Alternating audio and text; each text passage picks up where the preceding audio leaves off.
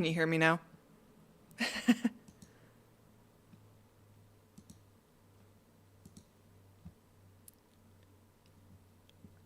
All right. Sorry. I don't know what it is, but every once in a while my microphone decides that it doesn't want to be plugged in. I started off so cool too. I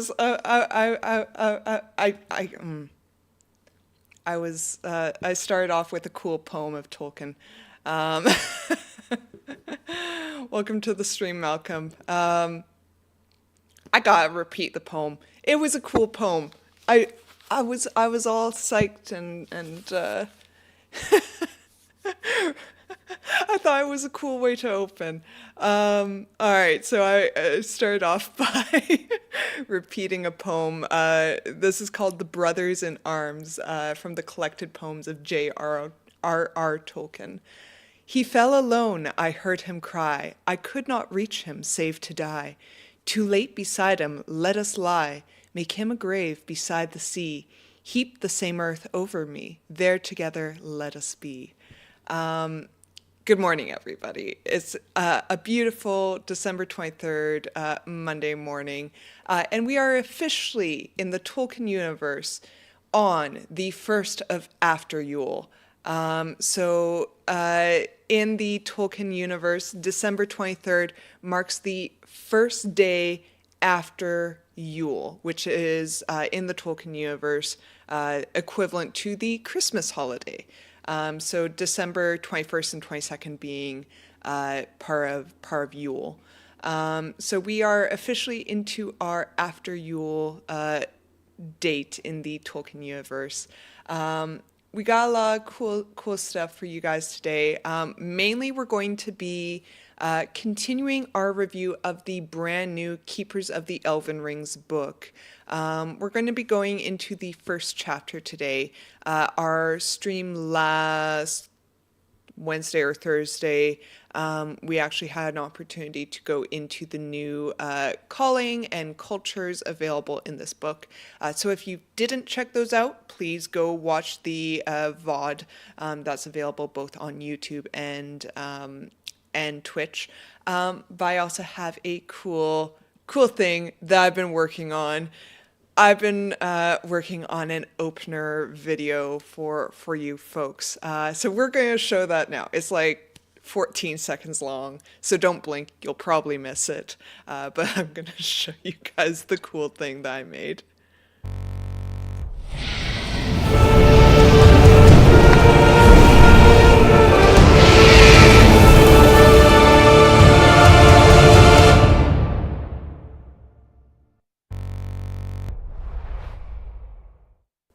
It's just a little thing, but it made me happy. My dopamine levels spiked when I completed that. So I made that little video because I've been working on making the edited version of our one-shot video that we did a few weeks back to post on YouTube officially. It's really cool. Unfortunately, the audio is turned way up to max. I'm sorry. I'm so sorry. I will I know a way to fix that. I will fix that next time I play it. All right. So today in Tolkien, December 23rd, as we know, Tolkien, it was like the THX logo. That's what I was going for. I was going for that like ground shaking like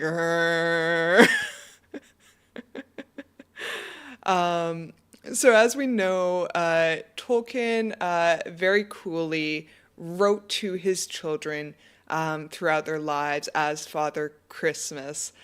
So, today being December 23rd, in history on Earth, Tolkien has written a bunch of letters to his children on this day. We're not going to go through all of them. There's a bunch of them.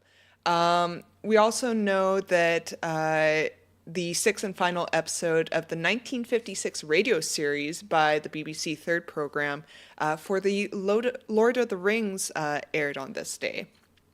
But the cool thing that happened on this day is Parma Elda-Lebaron, issue 14 was published. So you might be asking, what is this Parma Elda-Lebaron? I didn't know what it was until I looked into it. So it started out. You can call it Parma for short, which is what I'm gonna end up doing.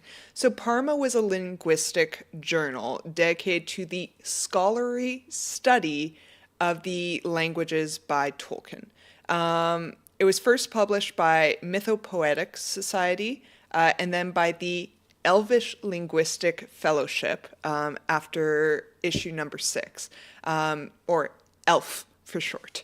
Parma was this Parma Elda-Lebaron means in Quenya, the Book of Elven Tongues. There's a little bit of debate over the plural of Lebaron having been Labion instead of Lebaron, but regardless, when it was passed over to the Elvish Linguistic Fellowship, they kept the original name despite the mistranslation of it. But the cool thing about this, so this was started out as, like I said, a linguistic study of the languages Tolkien wrote. And then it became kind of null and void when the Silmarillion, Unfinished Tales, and Tolkien's letters were published. So it got shelved for a little while. And then the cool thing is that it was revived, and then in 1991, Christopher Tolkien actually approved of them, and he made it so that there were some long, like, linguistic texts that Christopher couldn't really find a place for in other published works for Tolkien. So he actually gave the rights to publish these little, like, linguistic spiels in Parma.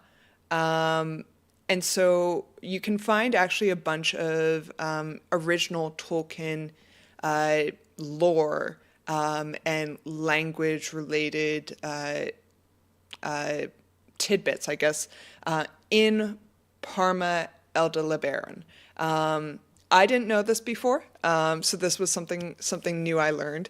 So if you guys are interested in checking it out, it's by the Elvish Linguistic Fellowship, and there's a lot of interesting stuff in it. If you're interested in language and that kind of stuff. But we will jump into our stuff for the day. So let me move us over. All right. So we're going to go through chapter 1, where the West Elves still linger. There's a quote at the beginning here that says, "Here is the heart of Elvendom on earth," he said, "and here my heart dwells ever, unless there be a light beyond the dark roads that we must still tread, you and I. Come with me." All right, so for the elves, this is a time when shadows lengthen, days grow darker, and magic begins to wane. Year after year, more of the fair folk sail over the sea, leaving Middle-earth forever. But the West Elves still dwell in a few remote places, white harbors with slender towers, green valleys ringing with music and laughter, and ancient woods of golden and silver warded against evil by timeless incantations. Hey, kindly cleric. Welcome to the stream. We're just starting our delve back into Keepers of the Elven-Rings. Gonna look for a bit while I work on new channel emotes. That's fine, Malcolm. Thanks for lurking. I appreciate it. Their lords are well aware that the end of their time in Arda is near. Yet they stand at a moment when the destiny of the free peoples may be decided for an age to come. Even though the elves will soon be mostly gone, they have a few precious days to spend in Middle-earth and a crucial role to play in the coming war, with the power of the three rings on their side. Amazing. I may be here and there as we're packing up to leave to go north, but excited to listen in. All good, David. You do you. Um, I'm just excited that I had an opportunity to stream today because I wasn't certain with the baby nap if we'd be able to get on. I'm still not entirely positive if he's going to sleep for a decent amount of time or not, but we'll get through what we can today. Though far apart, those who dwell at the Grey Havens, in the Lastly home in Rivendell, and among the trees of Lorien are united by a common purpose, to preserve light and beauty and help those who try to stop the rising shadow before it covers all in darkness. So now we have this history of the Eldar to go into. So like I had kind of mentioned before, they cover the First Age, Second Age, and Third Age. There's a few different pages of it, so we'll start with the First Age. The love of the elves for their land and their works is deeper than the deeps of the sea, and the regret is undying and can ever wholly be assuaged. Assuaged? Yet they will cast away rather than submit to Sauron, for they know him now. What follows is a brief account of the history of the Fairfolk in the Middle Age, from the Eldar days to the twilight of the Third Age, a tale in which only the wisest lore masters now remember. The Wars of Beleriand. The fathers of the elves first awoke in the east, when Middle-earth was only lit by the stars of Elbereth, and the land was ruled by the great enemy. For the sake of the firstborn, the powers of the west waged a great war against Morgoth and imprisoned him. Then they invited all elves to Valinor, where they could live in peace and perfect bliss. Those who heeded the summons and reached the blessed realm became the Light Elves. Those who refused and hid became the Dark Elves. Some tarried along the way. They were known as Grey Elves, and later became the Wood Elves of Rhovanion and the Shore Elves who dwelt by the Great Sea under the leadership of Sirdain the Shipwright. That's cool. I didn't know that. Light Elves, Grey Elves, and Dark Elves. Okay. So Grey Elves became the Wood Elves and the Shore Elves. The Light Elves must be like the High Elves, I imagine. The Wars of Beleriand. The Light Elves grew in power and wisdom under the eyes of the Valar, but their happiness was not to last long, for the great enemy escaped his prison and destroyed the two trees which lit Valinor with their glow. Then he stole the Silmarils of Fëanor and escaped to Middle-earth, where he unleashed his armies of terror. Some Light Elves swore revenge and left Valinor in pursuit of the enemy, defying the powers of the West. They became the Exiles and marched back to Middle-earth to wage war against Morgoth. There they joined forces with the Grey Elves, the fathers of the Edain and the Western Dwarves, but they were all ultimately defeated. This reminds me of kind of the stuff that was hinted at in the first season of Rings of Power with Galadriel's brother having joined forces to defeat Morgoth. It was at this time that Elendil succeeded in sailing west over the Great Sea and reached Valinor, where he asked the powers of the West for the deliverance of the elves and their allies from thraldom. The Valar agreed to send aid, and their hosts marched to Middle-earth. The forces of Morgoth were vanquished and scattered, and the Dark Lord himself cast out of the world.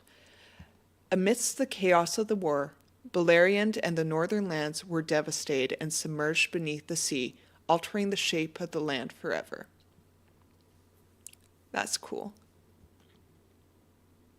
Yeah, so this kind of explains, I guess, that first large scale Middle-earth fight with Morgoth. Before Sauron became, the BBG of Middle-earth. Let's go to the Second Age. And this one has quite a bit of information in it, so we'll try to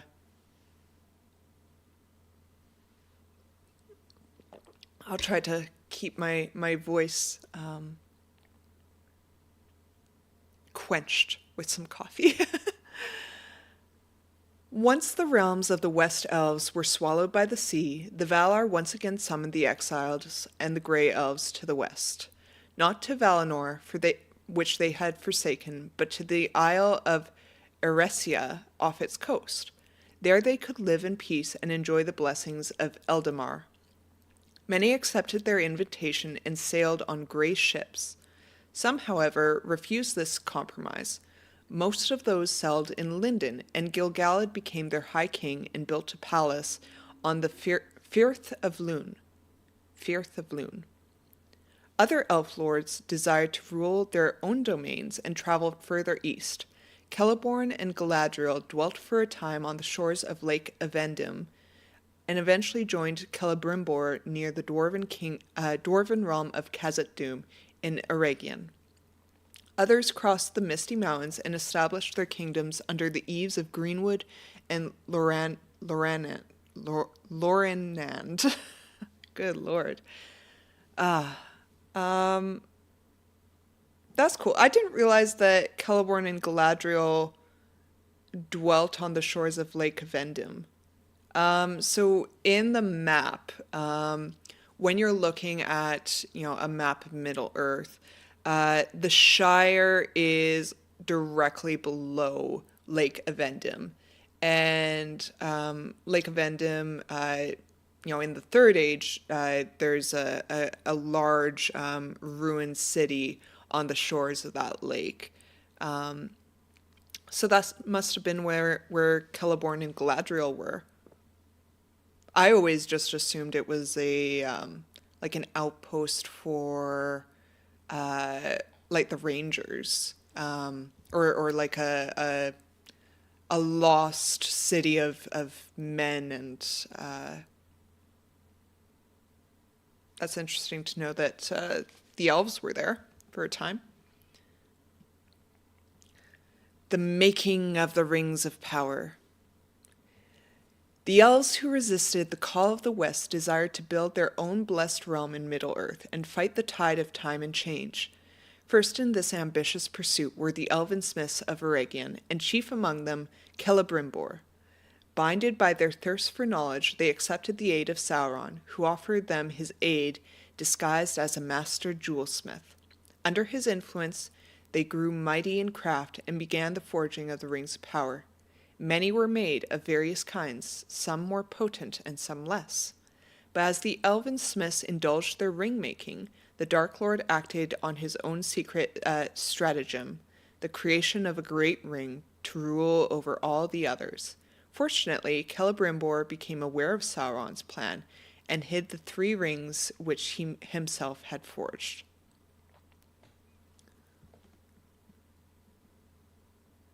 Once discovered, Sauron invaded Eriador to take all the rings by force. The defenders of Eregion were crushed, and an army coming from Lindon, led by Elrond Half-Elven, was forced to retreat in a valley among the mountains. Sauron took the rings later known as the 7 and the 9, but could not discover who held the 3.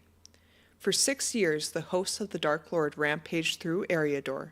Vast regions were laid to waste before a fleet of the Dunedain finally landed in Lindon, routing Sauron's forces and putting an end to the war.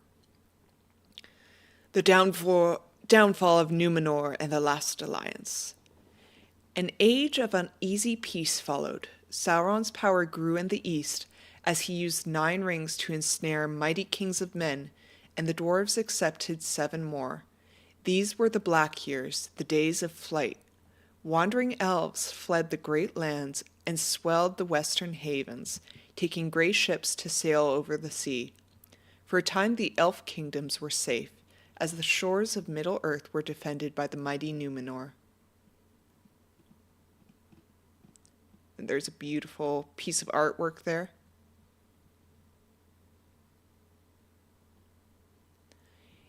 In time, even the men of the West fell victim to their own pride and the seductions of Sauron. When they challenged the powers of the West, their island of Numenor was drowned and the world itself was changed. Sauron lost his physical form in the downfall, but in later years his ambition and power grew unchecked once again, and from the land of Mordor he prepared to take over Middle-earth. A last alliance of elves and men was forged to face the Dark Lord, and their host besieged him in his own land and ultimately defeated him. Victory came at a high cost, though. The High King Gil-galad died by the hand of Sauron, and no successor would claim his crown. The rings he held, 2 of the 3, were not lost, but secretly passed on, one to his herald Elrond, now Lord of Rivendell, and the other to his lieutenant Círdan, master of the Grey Havens. The 3rd ring was always kept by Galadriel. And this is the fight that we see at the beginning of Peter Jackson's series in Lord of the Rings for the Fellowship of the Ring. So this is the fight in which Elrond, told or became aware of the Great Ring and told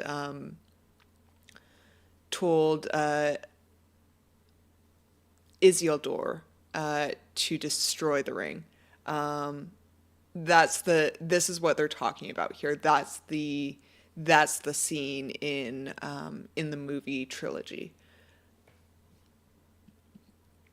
The Third Age. Following the end of the Second Age, many elves answered the calls of the Valar and sailed to Tol Eressëa.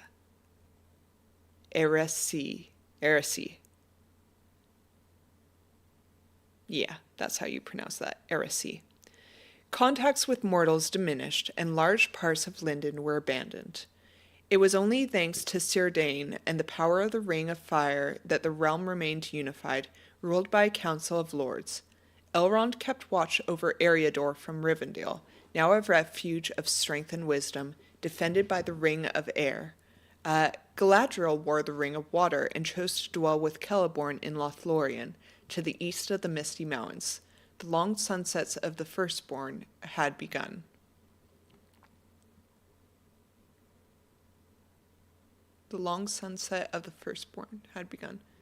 That seems like an incomplete little sense there. Alright, the last battle approaches. Near the turn of the millennium, a shadow fell on Greenwood the Great, and many started to call it Mirkwood. Around the same period, the Astari, emissaries from the powers of the West, who would later be known as the Wizards, arrived on the shores of Lindon. Círdan welcomed them, surrendering the Ring of Fire to Mithrandir, for the shipwrights foresaw that the great pilgrim was destined to kindle the hearts of the free peoples opposing the enemy. This left Lindon without its support, and the ancient realm began to fade. Still, the Grey Havens endure to this day, a light of hope on the shores of the sea, a place where no evil dares to enter, yet. By the end of the second millennium, a shadow lengthened when the northern realm of Arnor was destroyed by the sorcerer king of Angmar. This region became a lawless wasteland, making Rivendell truly the last homely house in Eriador. On the other side of the mountains, Celeborn and Galadriel assumed the titles of Lord and Lady of Lothlorien, and with the power of the Ring of Water, they turned their domain into a bastion of light to stand against the darkness of Dol Guldur. Even though the time of the elves is almost over, the 3 rings remain hidden from the enemy, and those who bear them are tirelessly working to combat the rising tide of darkness. Will they make a difference in the final battle? All right, so it was pretty comprehensive from a elf standpoint. I learned some things from that little spiel there.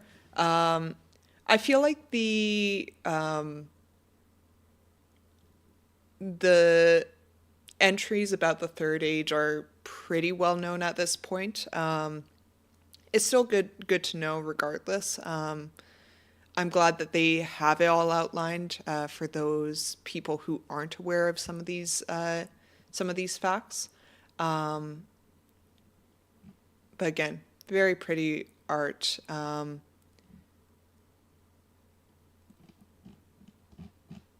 It's short and sweet. Staying in an elf land.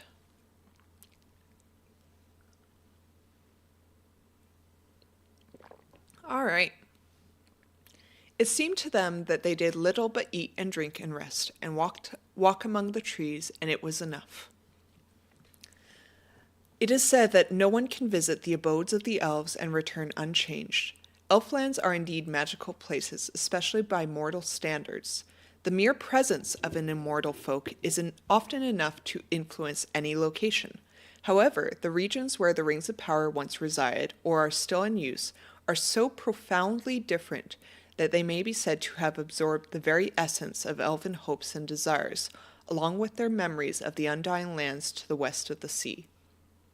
In the game, visiting an elven realm should always be a remarkable experience, able to deeply affect the lives of the player heroes. Rivendell, Lindon, and Lothlorien are not simply safe havens, comfortable refuges where a company may find sanctuary and advice. They are the last vestiges of the ancient kingdoms of the Eldar in Middle-earth, places that are closer than any other to the perfection of the blessed realm. Entering an elfland, especially for the first time, invariably evokes an almost unearthly feeling of peace and wonder. Once left behind, its memory never fades and yet feels remote, a vision of a place which the flowing streams of time have already left far behind. That's cool. I feel like that's a really eloquent way to describe the feeling that's invoked by these elven realms in Tolkien's work. You know, unearthly feelings of peace and wonder, and then though its memory doesn't fade, it's far behind, far out of reach. All right, let's see. The power of the three rings.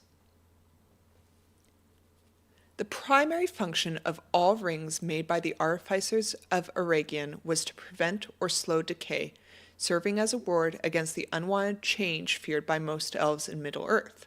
However, the rings also enhanced the natural abilities of their bearer, a temptation that could easily lead to a desire for domination. With the Rings of Power, Celebrimbor aimed to create something that could preserve beauty and succeeded in crafting devices capable of resisting ruin and decline, while also enhancing their bearers' abilities to understand, abilities in understanding, creation, and healing. Each of the realms of the West Elves leaves a distinct impression on travelers, yet they all share common elements influenced by the nature and purpose of the three rings.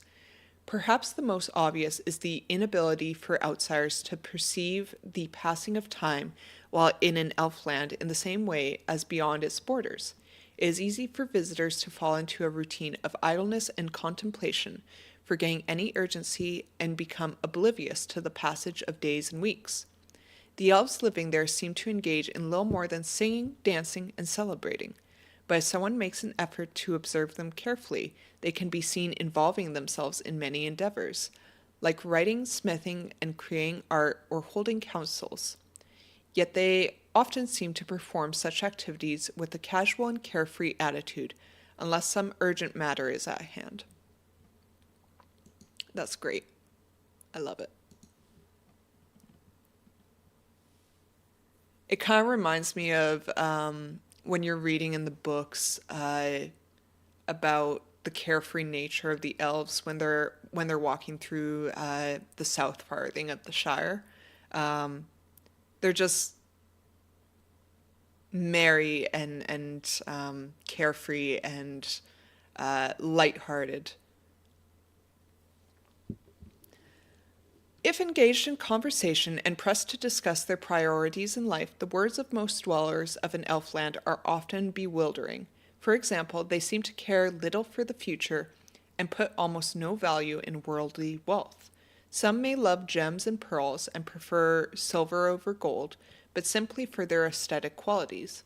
Their attitude can be infuriating to mortals, as they have a tendency to treat them as if they were little more than children, unworthy of being involved in discussions of deep or complex matters.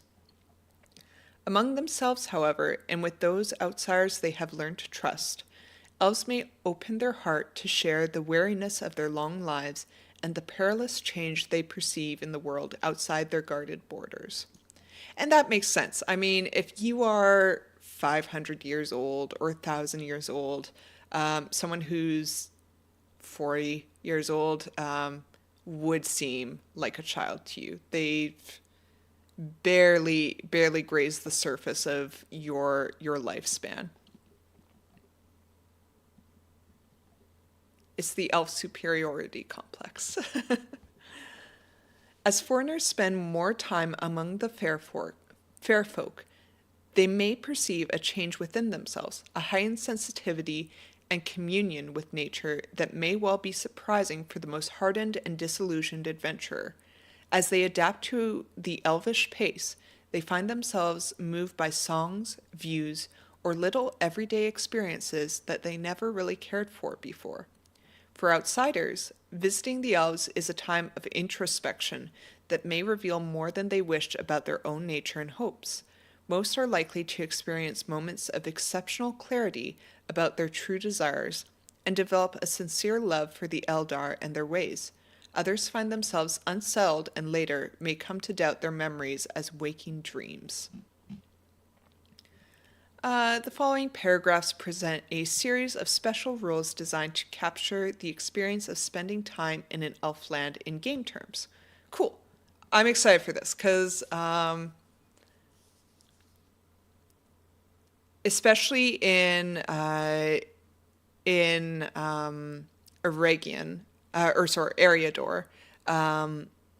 there's a few opportunities if you want to visit Lindon or Rivendell. They seem like naturally inclined travel locations for the player heroes, depending on what you want to do as a lore master. So I'm actually curious to see the actual mechanics of visiting these places, because I do want to say, I've dreamed a couple times about running a Lord of the Rings 5e campaign.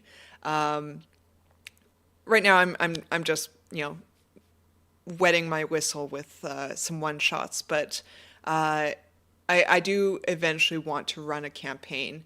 And I feel like I would start in Eriador because of the amount of information available in the current setting books from Free League Publishing.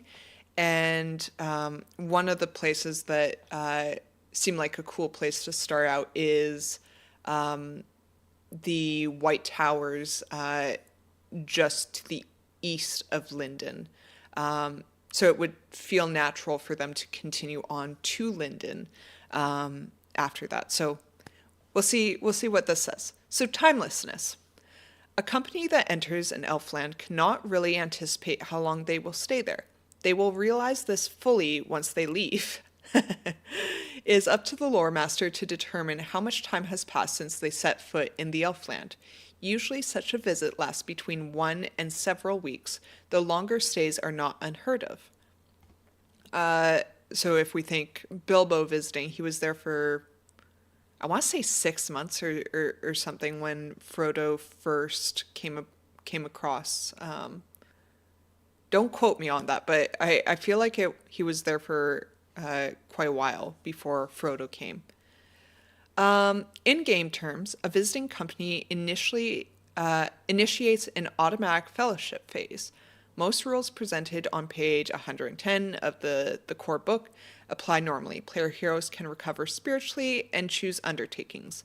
However, they cannot set a duration in advance. is instead determined by the lore master in secret and revealed to them only when they leave. Ooh. Like, oh, surprise, you've spent multiple months here. What happens when a company intends to visit an elfland only briefly, possibly just to pass through? This may be allowed, but only in the case of matters that are considered of great urgency by the ruler of the land. When this happens, the player heroes will be permitted to leave in a matter of days and won't initiate a fellowship phase, forfeiting all benefits coming from a longer stay. Perfect. I like that. Because yeah, sometimes if you're fleeing from a horde of orcs, you're not coming to Rivendell to eat, drink, and be merry. You're just seeking refuge for a passing number of days. Speak no evil. I need more drinks. It's hard work talking. Thirsty work. As a special fellowship phase undertaking, player heroes in an elfland may remove up to 3 shadow points. Ooh. However, they may only do so by spending a number of XP for each shadow point removal equal to 10 times their character level, down to the minimum XP required to advance to their next level, or to their current level. For example, a level 3 player hero with 2 shadow points can spend 30 XP to remove 1 or 60 XP to remove both, unless this brings their XP total to less than 900. Okay, so that is difficult to replicate with milestone leveling. So I guess if you choose to do XP leveling in your Lord of the Rings game, this is a really cool mechanic. But for those of us who are doing milestone leveling, I guess it would just be the equivalent of, just delaying their level up a bit longer than it would have come previously. For each flaw they have developed so far, increase the cost by 10 XP per shadow point removed. See Shadow Pass on page 144.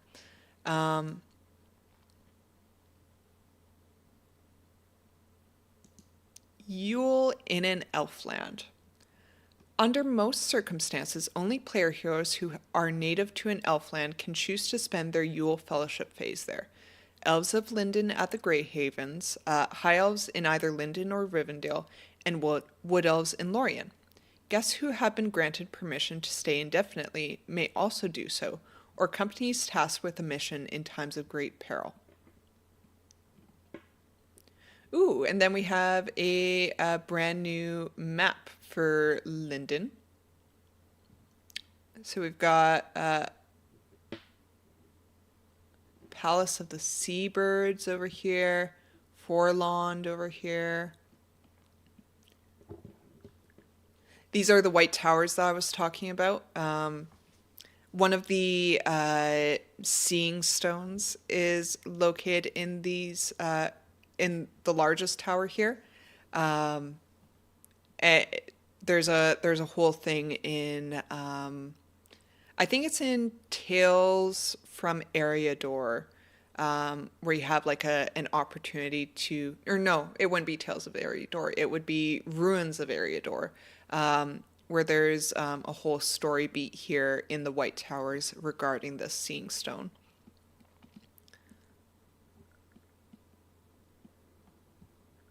Harlond. Perfect. Yeah, and they've got the Valley of the Dwarves here for the Blue Mountains. Very pretty map. All right, Lindon. How are we doing here?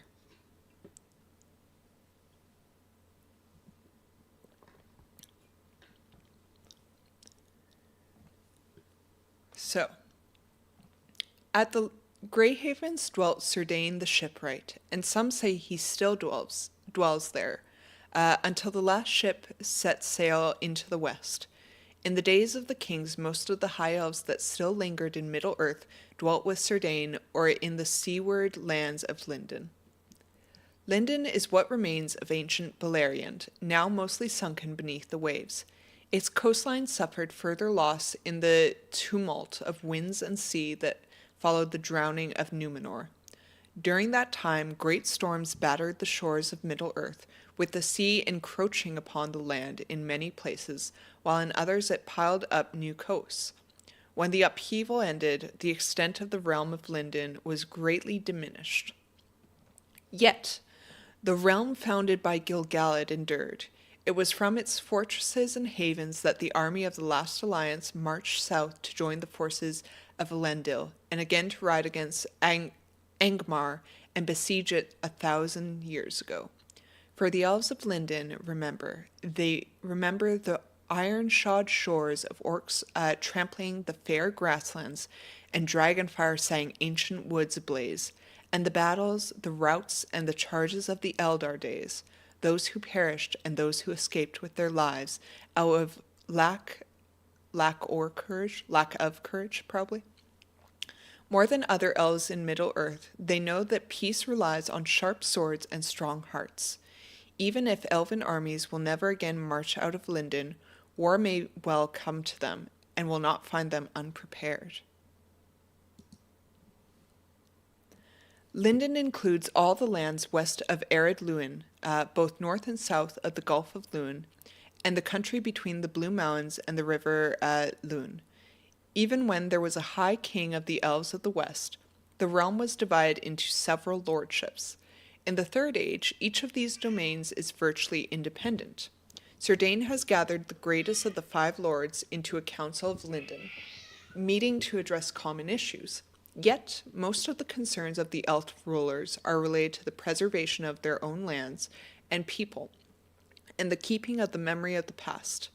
As the Third Age draws to an end, Lindon increasingly becomes a departure point, a temporary home for those about to cross the sea and leave Middle-earth behind.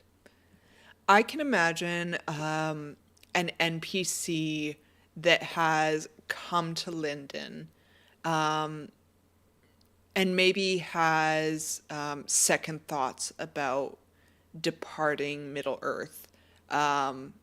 Maybe they've got unfinished business or missed something from Middle-earth or forgot something at home.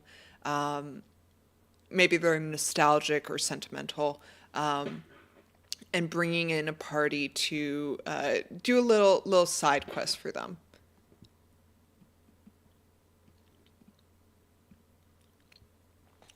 Entering Lindon. The land of Lindon is protected by the river Luin, the Blue Mountains, and the sea. The gaps between these natural barriers are guarded by elf wardens, who watch the borders for trespassers and send them back their own way, with kindness or severity depending on the situation. Few foreigners are ever admitted in Lindon, and only by leave of the local lord or lady and with a specific purpose. In this case, they are likely to be escorted at all times and be lodged in a safe place until they are released. Mithlond enjoys a special status. Cerdain has decreed that the Grey Havens must welcome all among the free peoples who journey there. Elves from other realms are the most frequent outsiders, with occasional visits from dwarves of the Blue Mountains. The Dunedain of Eriador also visit, and some brave and adventurous hobbits have been known to pass the Tower Hills to reach the Elven ports.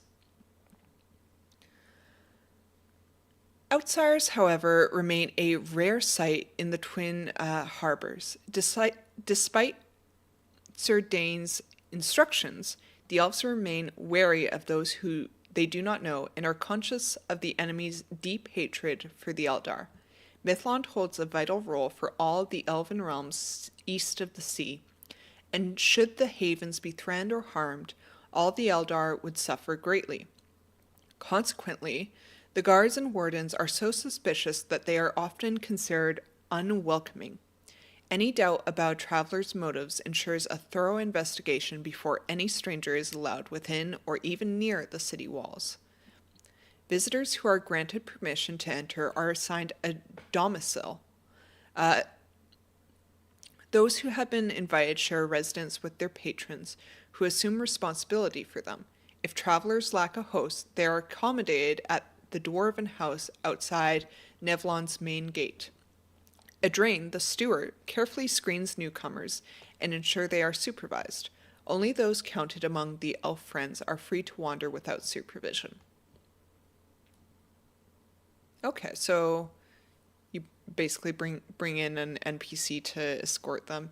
That can provide its own story beats. You could have the elf maybe be dejected about the way things are going in the city. Maybe suspicious about some other folks who are considered elf friends, about their motives.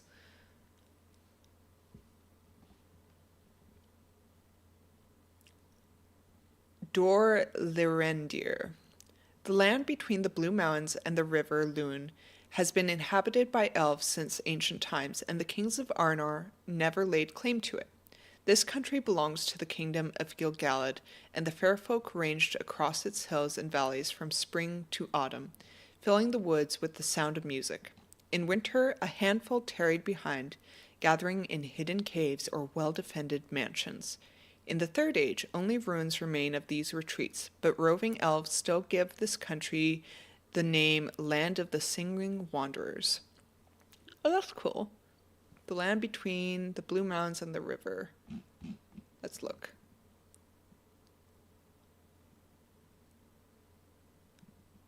So probably this one here. Near the Valley of the Dwarves. Very cool. Lands of the Singing Wanderer.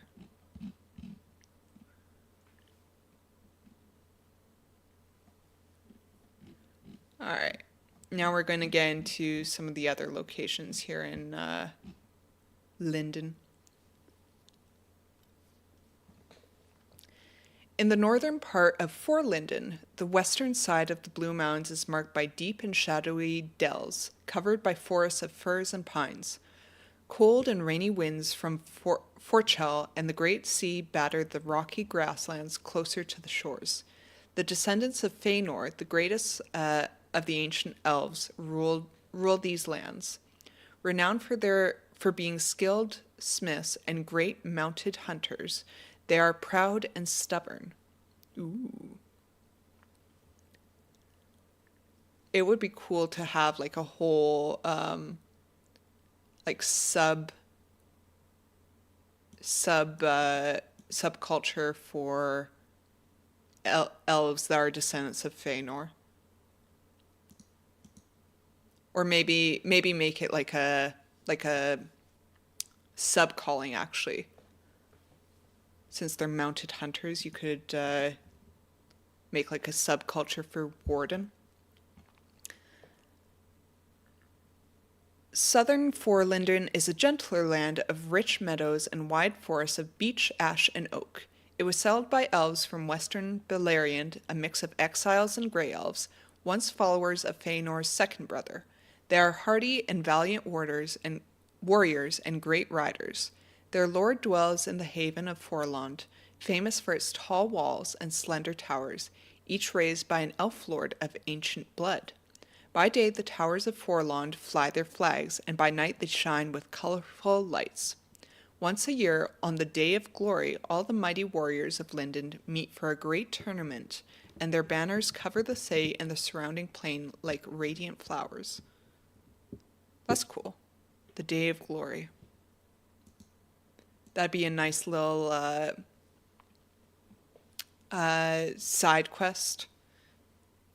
Have this great tournament for the players to visit, maybe even participate in, depending on how you want to make it.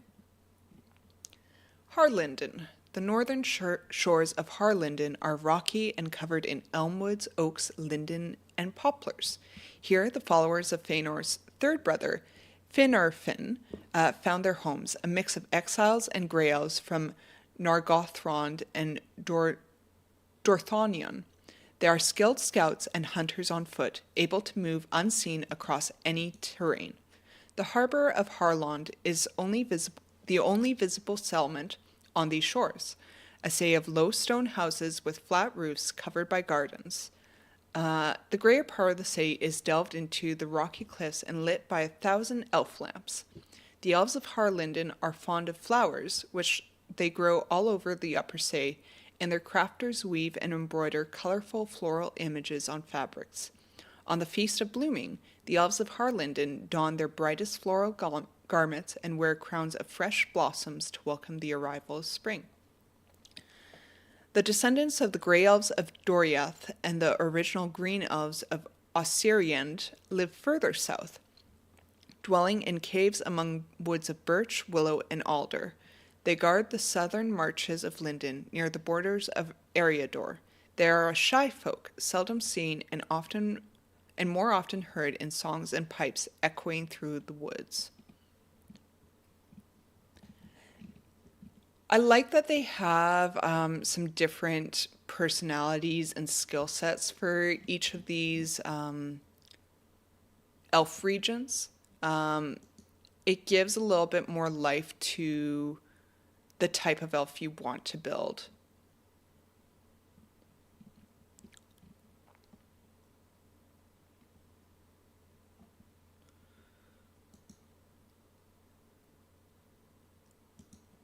All right.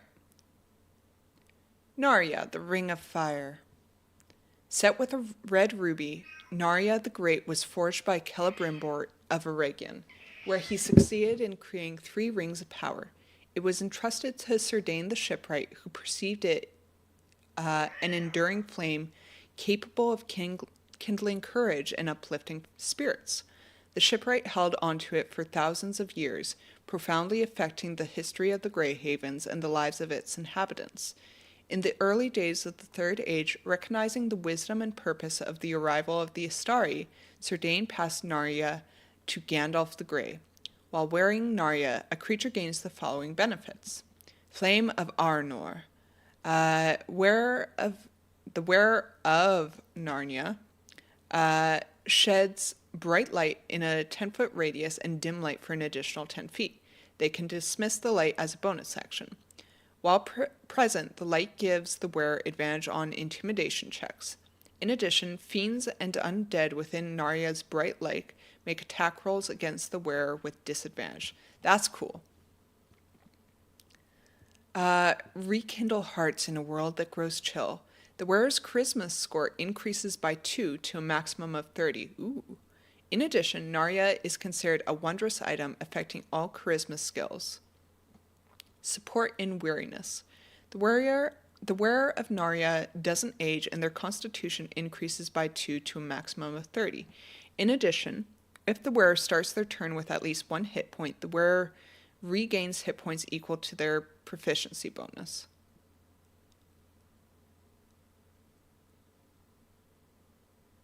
Okay, so it's just like a constant, slow trickle heal.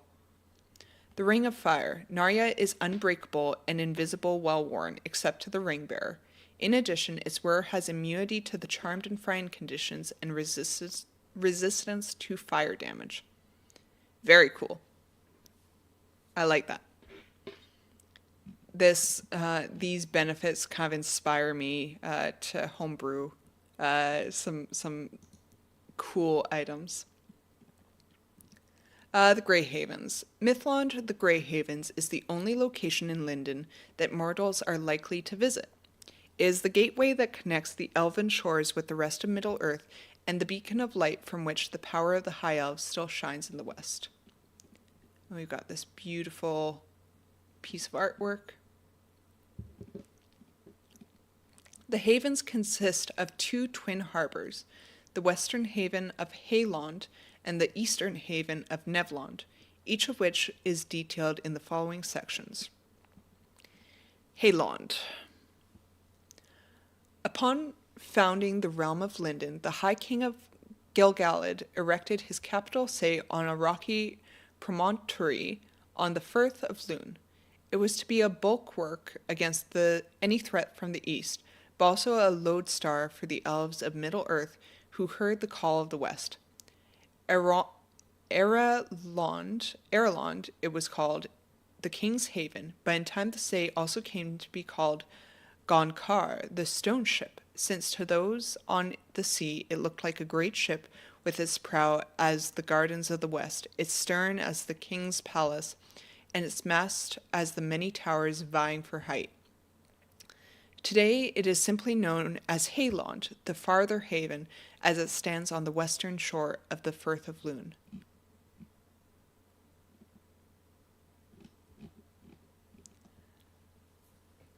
Haylond is built of stone and marble, with tall palaces crowding narrow streets that suddenly open onto wide squares embellished with trees and fountains.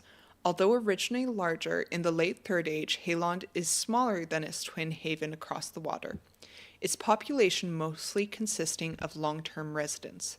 The elves of Haylond are renowned as smiths and lore masters, and traditionally have stronger ties with the rest of Lindon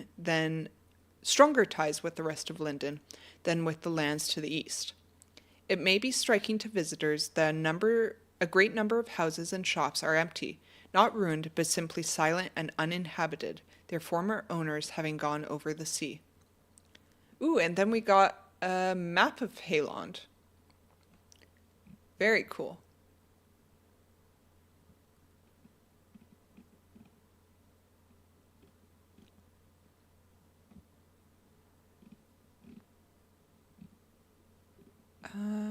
Very cool.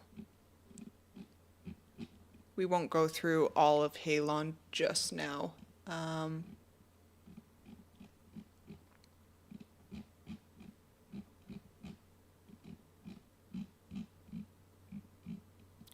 Alright, Nevlond.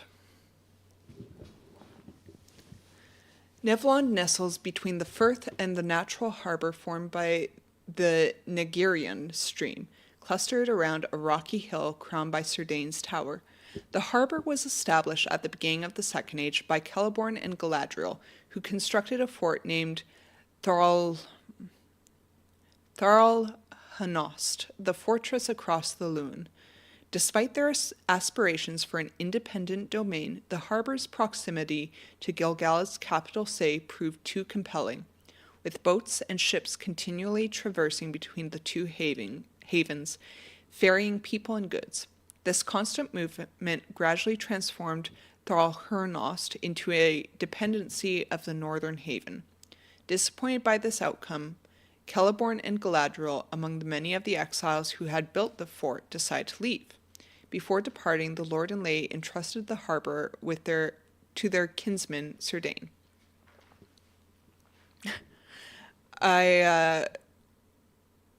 So it sounds to me like Celeborn and Galadriel have gone around Middle-earth trying to figure out where they wanted to live. Strategically positioned on the border of Lindon, but not entirely within it, the harbour naturally evolved into a meeting point for both elves and mortals. Above the original fortress, a tower was constructed, and the shipyards were expanded to utilize a broader natural harbour. Thralhernost was officially integrated into Lindon during the War of the Elves and Sauron, where the armies of Mordor advanced to within sight of its walls. In the subsequent Black Years, it became a sanctuary for fleeing elves, earning the name Nevlond, the Hither Haven. Compared to Haylond, Nevlond is larger and more cosmopolitan. Approximately two-thirds of its population are long-term residents, while the remaining third consists of pilgrims from various elvish realms of the western Middle-earth. It is common for these pilgrims to linger by the shores for a few years before crossing the sea. During this time, they form companies and reside together in one of the many abandoned buildings, which they restore to suit their needs. It is thanks to this influx of temporary inhabitants that Nevlond feels less empty than its sister harbour, Haylond. The architectural styles seen in Nevlond reflect its long and complex history. Its center, perched on the hill, showcases strong, high elven influences. with tall stone palaces crowned by elegant towers separated by narrow, winding alleys.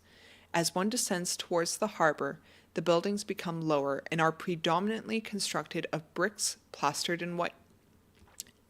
In the outskirts of town, it is not uncommon to find cottages or villas with inner courtyards. What unifies the city is the ubiquitous presence of greenery, from tall trees to lush shrubs, potted flowers, and fragrant herbs. The elves of Nevlond share a profound love for growing things, which are beautifully arrayed and displayed at every corner and on every windowsill. To this day, Nevlond is often perceived by the elves of Lindon as not entirely part of the realm. Its inhabitants frequently include artists and sailors, traders, and wanderers on journeys that lead eastward away from the sea. And then we have a map of Nevlond.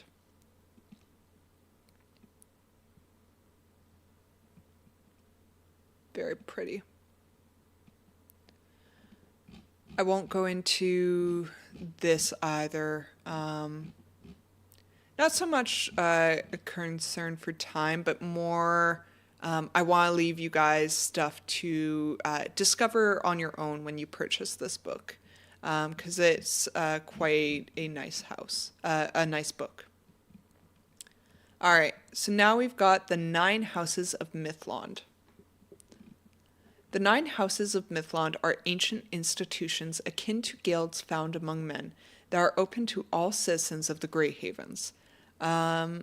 These houses organize labor, regulate professions, and sponsor festivities and ensure the safety and reputation of their members. People can join a house either through hereditary ties or by choice, depending on their trade. Each house is led by a head, elected by its members, who remains in charge until death or departure to the west. The head is responsible for settling disputes and must appear before Sir Dane when summoned as a representative of their house. That's cool. Most houses have a hall in Mythlond that serves as their headquarters. These halls provide members with a place to train, share knowledge, and find sanctuary when passing through town or in times of need, such as when they are impoverished or unable to practice their profession. House leaders typically reside in these halls with their families.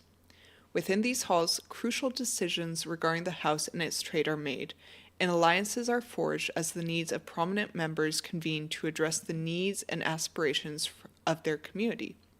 In addition to their administrative functions, these halls often host gatherings and festivals. During these events, members come together to partake in feasts, share stories, and celebrate their trades. Finally, all houses play a key role in the preservation and development of the many arts cherished by the Eldar. Many famous masterpieces, such as paintings, sculptures, and dramatic performances, have been commissioned by house members, who also patronize numerous musicians and composers. Very cool. So it's kind of like guilds, but for elves. The House of the Leaping Fish. Oh, they've got little banners for each of them. The Leaping Fish brings together all elves whose trades are directly linked to reaping the bounty of the sea: fishermen, net makers, and shell gatherers. Most of them trace their ancestry to the shore elves.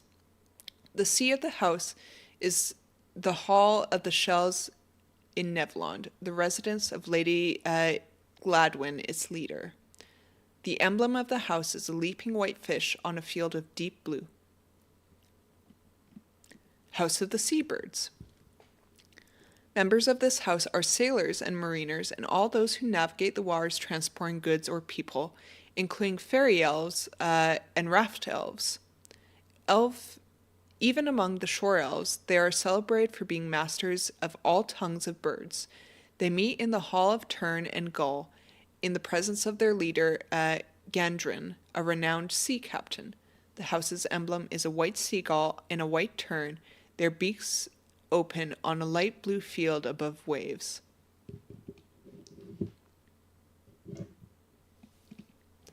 The House of the Swan Ship. This house brings together all those whose trades involve the building and fitting of ships, including shipwrights, sailmakers, ropers, and carpenters, most of whom are descendants of the ancient shore elves. Their leader is Regerdr the Old, and their gatherings are held at the Swan Hall in Nevlond, one of the Say's most renowned taverns. The house's emblem is a white swan ship set against a field of grey. These are cool. I like these, that they include these. It kind of gives a little bit of life to the city if you were to come here. The House of the Vine.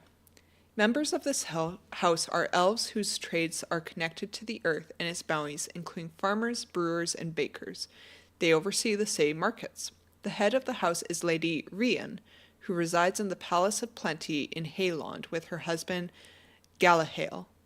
The house's emblem features a lush green vine entwined around a golden grape set against a deep burgundy field. The House of the Ewe and the Falcon. This house unites hunters and shepherds, most of whom are descendants of the Grey Elves who once dwelled in the mountains and forests of Beleriand. Their leader is Nosferoth, who resides in the Hall of the Hunt in Nevlond. The house's emblem features a grey falcon soaring above a green and grey yew tree set against a field of ochre yellow. The House of the Quill. This house is home to scholars and lore masters, welcoming all professionals connected with knowledge and books, including papermakers, scribes, copyists, healers, and minstrels. Many of its members are descendants of the exiles. The head of the house is Galdor of the Quill. Traditionally, meetings are held at the Library of Eronterion, the ideal place for the exchange of wisdom and stories among its members. The house's emblem features a white quill set against a royal purple field. Well, I'm already part of the House of the Quill, I guess. The House of the Anvil. This house originally consists solely of smiths of all kinds, blacksmiths, jewelsmiths, and weaponsmiths, but over time it has embraced other crafts, including potters, glass and crystal makers, weavers, and tailors. The current head of the house is Gaethel, who resides in Haylond at the Fire Hall. The house's emblem is a black anvil set against a field of red. The House of the Lofty Light. This house brings together architects, masons, stonecutters, toolmakers, and all professions connected to the construction of structures. Some carpenters also join this house when their trade is more closely related to building than to shipwrighting. The head of the house is Lady Maltian, one of the original architects of both Eronterion and the Minas Sardane. The emblem of the house is a grey mountain with a bright light shining at its peak, set against a field of true purple. The House of the Starry Shield. This house unites all those whose trades are related to combat and war. Members include guards, warriors, captains, and admirals, and they meet at the Hall of Warriors in the presence of Argond, their leader. There, seasoned fighters share their knowledge of the arts of war and the ways of the enemy. The house emblem is a dark blue shield studded with white stars set against a field of black. Very cool. So we have a couple stat blocks here. They seem to be basic stat blocks just for basically rolling your skill checks here. But we've got this Lady Maltian, which is the head of the House of the Lofty Light, the architect. Lady Maltian is the leader of the House of the Lofty Light, an architect celebrated for her daring designs that have profoundly shaped the landscape of Mythlond. Fiercely dedicated to her craft, she has spent long centuries striving to blend the organic forms of nature with the most intricate artificial structures. Among her early projects are grand house halls modeled after sea-carved crags and slender towers that rise above the Say roofs like solitary trees. In recent years, Maltian has shifted her focus to creating smaller, more intimate locales, such as enclosed gardens and remote shrines, fostering spaces for reflection and connection with nature. In a decision that faced some opposition among her guild members, she decreed decades ago that the House of the Lofty Light would not maintain a fixed headquarters, instead choosing to hold their gathering in public places that reflect the beauty of their surroundings. Since that time, she has steadfastly upheld this choice, believing that true creativity flourishes in open and accessible places. Maltaine has flowing golden hair and bright green eyes that seem to glow with an inner light. Player heroes may encounter her among the trees of the city gardens, where she shares her centuries' worth of wisdom with young apprentices, teaching them the art of architecture and the importance of harmonizing structures with nature. She's described as cunning and lordly. She's got a +7 in investigation, nature, and old lore, and a +5 to perception. Hey, Marcus. Welcome, welcome. How are you?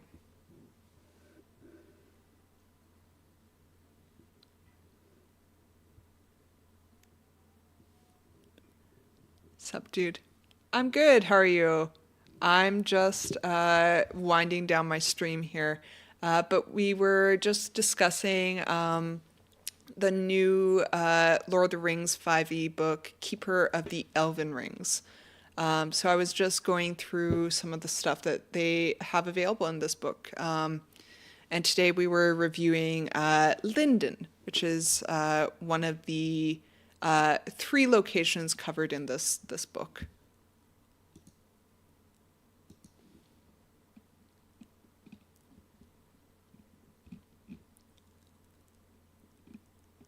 All right, so we've got Argond of the Starry Shield, Captain of Mithlond. Argond was among the founders of Mithlond. He is the head of the House of the Starry Shield and the Captain of Mithlond, responsible for the guards, the militia, and the wardens of the havens. In this position, he has fought in many wars, from Mordor to Angmar, and he is considered a veteran even among the immortal folk. Argond has dark hair and gray eyes, tall and vigorous. He is a warrior at heart and likely to respect deeds more than words. So he's described as stern and wary. He's got +6 to intimidation and a +5 to perception. He's actually less buffed than the architect, Lady Maltian. Nice. Can't wait to see you guys play. Thanks. I appreciate that. We're I'm hoping that once the holidays are over, I'll be able to bug my players to complete their character sheets there, and then hopefully we'll be able to put up our first one shot. Once we get the first one out, it'll be a lot easier to do one shots from there on. But and then finally, we've got Arian, Captain of the Wardens. A skilled hunter and traveler, Arian is a member of the House of the Starry Shield and the captain of the Wardens who protects the borders of Mithlond. Tall and lean, she has dark blue eyes and shoulder-length dark hair. She is an elf of few words, but her eyes and ears are extremely keen. Although she has a reputation for being stern and surly, she is well respected by her own men for being perceptive and fair. Arian spends most of her time away from Mithlond, guarding the borderlands. She only returns to the Havens to report to Argond and Serdane. The player heroes have a good chance to meet her in the company of other wardens as they travel east of Mithlond. Arian is never friendly, and unless the player heroes are elves or elf friends, she observes or questions them extensively before accepting that they are not a potential threat to the Havens. Once convinced of their goodwill, she may ask the player heroes to help the wardens in investigating dangers or strange events. Does it have the guy who made the ring from the Shadow of Mordor game? Yes, it does have Celeborn in here. Or Celebrimbor, sorry.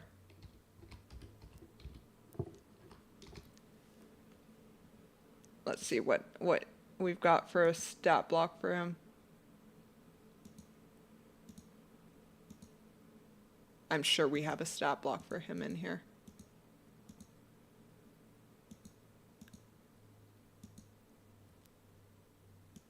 Oh, apparently we don't have a stat block. That's okay.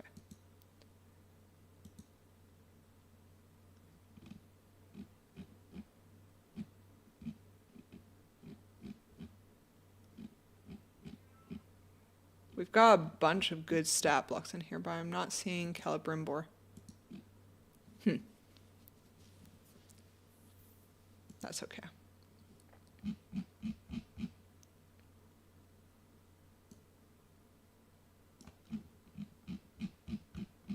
I guess it would only make sense that they don't have Celebrimbor in here because maybe... So this system is set in the Third Age, in 2965 of the Third Age. And Celebrimbor died in the Second Age.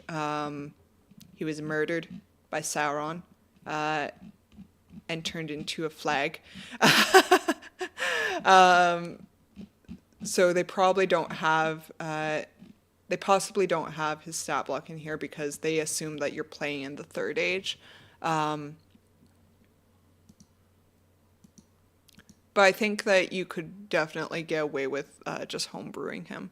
Yeah, oh. All right, so that is our coverage of Lindon. Next time I stream, I'm going to go into Rivendell. We had a little bit of Rivendell stuff when they released, there was a supplement for Rivendell. So they have a lot of the same stuff in it, just from a cursory glance at this. A lot of the same maps and locations and that kind of stuff. But they've obviously expanded on quite a bit of it, more than what the supplement had. So we'll go through Rivendell next time I stream here. And I'm hoping to stream again tomorrow. Tomorrow morning, as long as everything works out all right.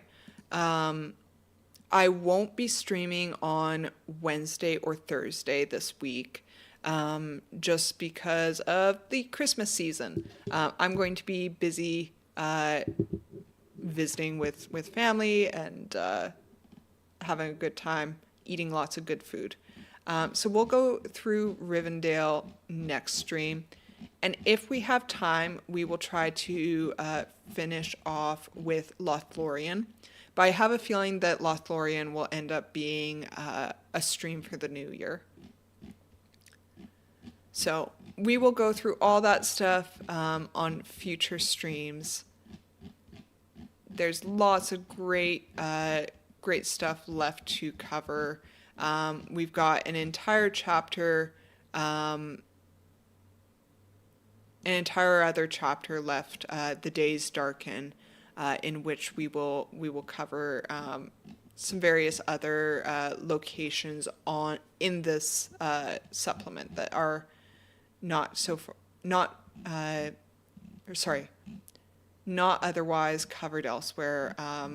We'll cover some different plot hooks that you could potentially use in your games. But yeah. All right. I'm going to head off because my baby is starting to or is waking up now. So I'm going to let you guys go for the day. But I appreciate everyone who stopped in to chat with us today. If you guys do not already follow me on various social medias, like, share, subscribe, follow on Twitch or YouTube, wherever you choose to stream your medias. I am on both of them, so use your discretion. I am also available on Blue Sky If you guys want to follow me there, I always post when I have a stream upcoming or a stream canceled. So please follow me on Blue Sky for that. We still have quite a lot of stuff to cover in our exploration of Keeper of the Elven-Rings. So stay tuned for more in upcoming streams. But for those of you who are heading away for the holidays, I hope you have a wonderful Christmas season, or whatever your holiday of choice is this time of year. I hope you enjoy yourselves, eat lots of good food, and I will see you all next time.